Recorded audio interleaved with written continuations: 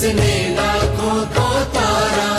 किस महामंत्र का जाप करो, भवजल से मिले किनारा। नमो अरिहंताणं, नमो सिद्धाणं, नमो आयर्याणं, नमो उवछायाणं, नमो लोये सव्वसाहुणं।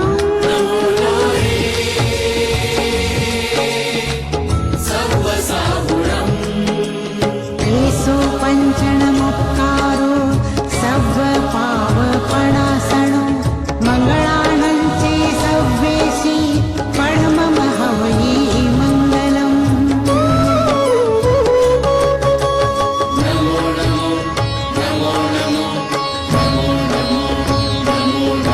नमोकार मंत्र है न्यारा, किसने लाखों को तारा।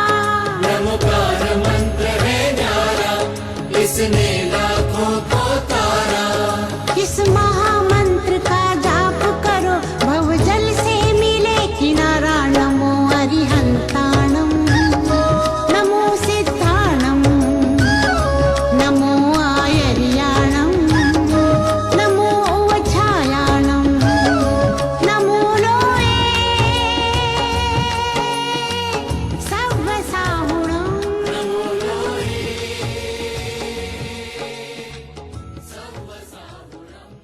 प्रोफेसर तातेड़ द्वारा चैनल 24+ न्यूज़ पर पुनरुत्थान कार्यक्रम, आत्मविज्ञान कार्यक्रम और सनातन सत्य कार्यक्रम प्रसारित किया जा रहा है। यह कार्यक्रम इतना लोकप्रिय हुआ है कि टीवी पर जो इस कार्यक्रम को एक बार देख लेता है वह बिना देखे नहीं रह पाता। इस कार्यक्रम की लोकप्रियता ने लोगों को टीवी के प्रति आकर्षित किया है। इस कार्यक्रम के वक्ता प्रोफेसर डॉक्टर सोहनराज तातेड़ हैं। उनके व्यक्तित्व से भी इस कार्यक्रम ने आमूलचूल परिवर्तन कर दिया है। जब पुनरुत्थान कार्यक्रम के प्रवचन प्रसारित किए जा रहे थे, उस समय प्रोफेसर डॉक्टर सोहनराज तातेड़ वक्ता थे। आत्मविज्ञान कार्यक्रम के प्रसारण के समय उपासक प्रोफेसर डॉक्टर सोहनराज तातेड़ हो गए। सनातन सत्य कार्यक्रम के प्रसारण के दौरान महात्मा प्रोफेसर डॉक्टर सोहनराज तातेड़ हो गए। इस कार्यक्रम ने एक साधारण व्यक्ति को महात्मा के स्तर पर पहुंचा दिया है। महात्मा वही होता है जो संसार से विरक्त होकर आत्मा के स्तर पर जीता है। सांसारिक राग द्वेष उसे प्रभावित नहीं करते। कमल का पौधा कीचड़ से उत्पन्न होता है, किंतु कीचड़ का प्रभाव उस पर नहीं होता। वह कीचड़ से निर्लिप्त रहता है। इसी प्रकार जो मनुष्य संसार में रहते हुए संसार से निर्लिप्त रहता है, संसार के गुण दोष उसे प्रभावित नहीं करते। महाराज जनक विधेयराज कहलाते थे। सांसारिक वस्तुओं का उन पर कोई प्रभाव नहीं था, इसलिए उनको विधेयराज कहा जाता था। इसी प्रकार जो व्यक्ति मोक्ष की इच्छा करता है, उसमें सांसारिक वस्तुओं के प्रति मोह नहीं होना चाहिए। आत्मा और शरीर का पार्थक्य देखना चाहिए। इसी से अनासक्त भाव जागृत होता है। किसी के प्रति राग द्वेष न रखना अनासक्त है। अनासक्त भाव का अर्थ है किसी भी वस्तु के प्रति आसक्ति का ना होना। वस्तु परिग्रह नहीं है, वस्तु के प्रति आसक्ति का होना परिग्रह है। या मेरा है या तुम्हारा है, यह आसक्ति है। मैं और मेरेपन की भावना आसक्ति का कारण है। प्रोफेसर डॉक्टर सोहनराज तातेड़ इस समय कमलवत जीवन जी रहे हैं। संसार में रहते हुए भी संसार के राग द्वेष से उपरक्त होकर जीवन यापन कर रहे हैं। एक महात्मा के लिए यह संसार आकर्षण का केंद्र नहीं होता, क्योंकि वह आत्मा के स्तर पर जीवन यापन करता है।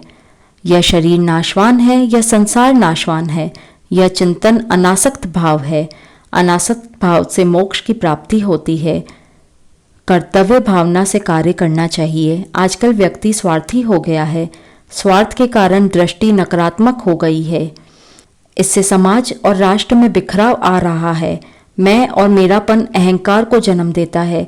अहंकार से मनुष्य अपने आप को नहीं जान सकता।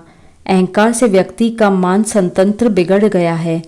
आज का मनुष्य धन प्राप्त करने की होड़ में इतना निमग्न हो गया है कि उसे कुछ दिखाई ही नहीं देता। प्रोफेसर तातेड़ का मानना है कि धन जीवन यापन करने के लिए आवश्यक है, किंतु धन ही सब कुछ है, यह कहना ठीक नहीं है। धन साधन है, साध्य नहीं। अनासक्त व्यक्ति का कोई शत्रु नहीं होता। सभी प्राणियों के प्रति उसमें समता भाव रहता है। अनासक्त भाव से सुख की प्राप्ति होती है। मुक्ति को प्राप्त करने का यह उत्तम साधन है। इससे मानसिक शांति मिलती है। उपासक तातेड़ के अनुसार सुख और दुख में सम रहना अनासक्ति भाव है।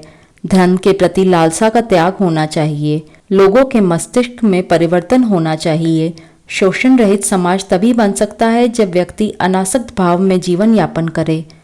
शरीर में भी आसक्त नहीं होना चाहिए। परिवर्तन सृष्टि का नियम है। अनासक्त की भावना एक सुंदर गुण है। महात्मा तातेड़ ने कहा है, इस संसार में वस्तु आसक्ति नहीं है, उसके प्रति आसक्ति का भाव परिग्रह है। जब तक वस्तु मेरे पास है तब तक वह मेरी है, और जब वह अन्य के पास चली जाएगी तब वह अन्य की हो जाएगी। ऐसी विचारधारा रखना चाहिए। यह संसार विनाशी है, आज है कल नहीं रहेगा। केवल आत्मा ही अविनाशी है। आत्मा सच्चिदानंद रूप है। आसक्ति से कर्ता भाव आता है। यह मेरा है, यह तुम्हारा है, यह आसक्ति भाव है। यही बंधन है। शरीर मेरा है, मकान मेरा है, यह विनाशी सोच है। मैं आत्मा हूँ, यह भाव सम्यक ज्ञान है। संसार में सभी वस्तुएं क्षणिक है। इनमें परिवर्तन होता रहता है। संसार में भटकाने वाला तत्व है ममता। स्त्री, बेटा, बेटी, मकान के प्रति आसक्ति संसार में भ्रमण कराती है। आसक्ति से लालच पड़ता है, इसलिए मनुष्य को आसक्ति नहीं करनी चाहिए। वानप्रस्थ में जीवन यापन करते हुए प्रोफेसर तातेड़ सभी प्रकार के भौतिक सुख साधनों को त्याज्य समझकर जीवन यापन कर रहे हैं। जो व्यक्ति इस संसार में कमलवत जीवन जीता है, उसे संसार के गुण दोष प्रभावित नहीं कर सकते। वह संसार के गुण दोषों से निर्लिप्त रहता है। भगवान महावीर ने कमलवत जीवन जिया। संसार में रहकर वह संसार से निर्लिप्त रहे। संसार के गुण दोष उन्हें प्रभावित नहीं कर सके।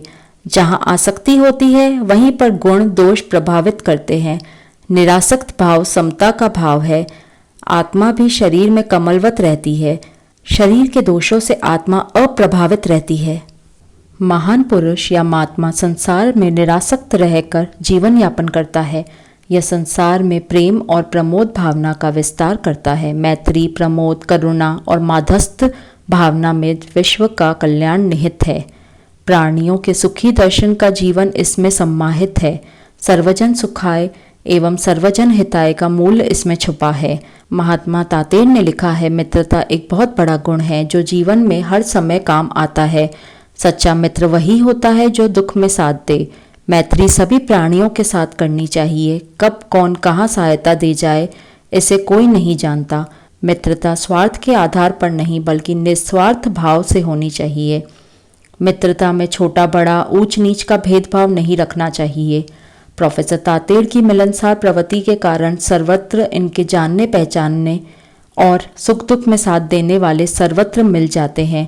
प्रमोद भावना का अर्थ है कि किसी के उत्कर्ष को देखकर मन में प्रसन्नता का भाव रखना। इससे सकारात्मक ऊर्जा प्राप्त होती है। दूसरों के अच्छे गुणों को देखकर उन्हें अपने भीतर धारण करने की इच्छा जागृत होती है। प्रमोद भावना नकारात्मक वृत्ति को नष्ट करती है। करुणा की भावना मानव के हृदय में विराजमान रहती है। यह भावना दूसरों को द्रवित कर देती है। माधस्थ भावना तटस्थ भाव है। यह अनासक्ति का भाव है। इस भाव से प्राणी सुख दुख के द्वंद्वों से परे रहता है। मैत्री, प्रमोद, करुणा और मध्यस्थता जीवन निर्माण के सूत्र हैं। इससे चरित्र निर्माण होता है। चरित्र मानव का सर्वश्रेष्ठ गुण है। चरित्रवान व्यक्ति सादा जीवन और उच्च विचार का जीवन जीता है। श्री तातेड़ के उद्बोधन चरित्र की सर्वत्र पूजा होती है। अन्य सभी वस्तुएं आती जाती रहती हैं। महापुरुषों की पूजा चरित्र के कारण होती है। समाज में महापुरुष एक नया दर्शन देता है, इसलिए वह आदरणीय होता है। मैत्री सभी प्राणियों के साथ होनी चाहिए। भगवान महावीर ने कहा है कि सभी प्राणियों के साथ मैत्री करनी चाहिए। उपासक तातेड़ मानते हैं कि सब में एक ही आत्मा है। भेद के कारण शारीरिक भिन्नता दिखाई देती है। राग द्वेष परस्पर नहीं करना चाहिए। सभी प्राणियों के साथ क्षमा भाव धारण करना चाहिए। किसी को धोखा, तिरस्कार और कष्ट नहीं देना चाहिए। मनुष्य का सबसे बड़ा मित्र उसकी अपनी आत्मा है, अतः आत्मा को ही जानना और पहचानना चाहिए। प्रोफेसर तातेड़ की व्याख्यान शैली उपदेशात्मक है। वह श्रोताओं और दर्शकों को अपनी ओर आकर्षित कर लेती है। उनके उपदेशों में जीवन के शाश्वत मूल्य छिपे रहते हैं। उनका कहना है कि जो दूसरों की आंखों में आंसू नहीं आने देता, ईश्वर उनकी आंखों में कभी भी आंसू नहीं आने देता। मध्यस्थता का अर्थ माध्यस्थ भावना है। यह भावना तटस्थ भावना है। भूखे व्यक्ति को भोजन देना, गरीब व्यक्ति की यथावश्यक सहायता करना, शिक्षा की व्यवस्था करना और दीन दुखियों की आर्थिक सहायता करना दया भाव है। मानव का यह सामाजिक कर्तव्य है कि वह दीनहीनों पर दया भाव रखे। ऐसे कार्य प्रोफेसर तातेड़ समय समय पर करते रहते हैं। इन्होंने चैरिटी के अनेक कार्य किए हैं जिससे समाज के गरीब वर्ग के लोग लाभान्वित हुए हैं। समाज में संपन्न और विपन्न दोनों प्रकार के लोग रहते हैं। समाज के लोगों का यह नैतिक उत्तरदायित्व है कि वे विपन्न लोगों के ऊपर दया भाव से नहीं बल्कि अपना कर्तव्य समझकर उनकी सहायता करें। यह सामाजिक भ्रातृत्व भाव है। पूरे समाज में वसुधैव कुटुंबम का भाव रखना चाहिए। जिस व्यक्ति में करुणा की भावना होती है वह व्यक्ति श्रेष्ठ होता है। प्रोफेसर तातेड़ का मानना है कि सभी व्यक्ति सुखी रहना चाहते हैं, दुख कोई नहीं चाहता, किंतु कर्मों के कारण प्राणियों को सुख दुख प्राप्त होता रहता है। यदि पूर्व जन्म के कर्म बुरे हैं तो दुख प्राप्त होता है, इसलिए ऐसा कोई कर्म नहीं करना चाहिए जिससे दुख की प्राप्ति हो। इसलिए मनुष्य को अच्छा कर्म ही करना चाहिए। मनुष्य को जीव दया करनी चाहिए, मैत्री, करुणा, सद्भावना, सुचिता और प्रमोद भावना रखनी चाहिए। जगत के किसी भी प्राणी को दुख नहीं देना चाहिए। प्रोफेसर तातेड़ आध्यात्म में रचे बसे हैं। उनका संपूर्ण कार्य आत्मा को केंद्र में रखकर ही होता है। संसार केवल जीवन यापन के लिए है। खुली आंखों से दिखाई देने वाला जगत भौतिक जगत है और भीतर की आंख अर्थात आत्म प्रत्यक्ष होने वाला जगत आध्यात्मिक जगत है। भौतिक जगत पंचभूतात्मक है।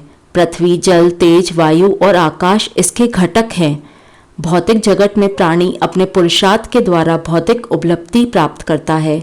घर, मकान, दुकान, धन, दौलत, पुत्र, पौत्रादि की प्राप्ति भौतिक उपलब्धि के अंतर्गत है। भौतिक जगत की चमक घटती बढ़ती रहती है। महात्मा तातेड़ का मानना है पूर्व जन्म के कर्मों के परिणाम स्वरूप और वर्तमान जन्म के पुरुषार्थ से भौतिक जीवन को अच्छा बनाया जा सकता है।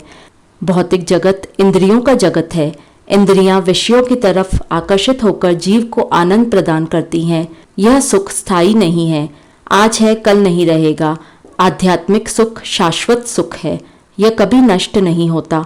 संसार का सुख इस सुख का बिंदु मात्र है, किंतु प्राणी सांसारिक सुख को ही सब कुछ मानकर उसी में लिप्त रहता है। बिंदु को ही सब कुछ मानता है और सागर के समान अनंत सुख को भूल जाता है।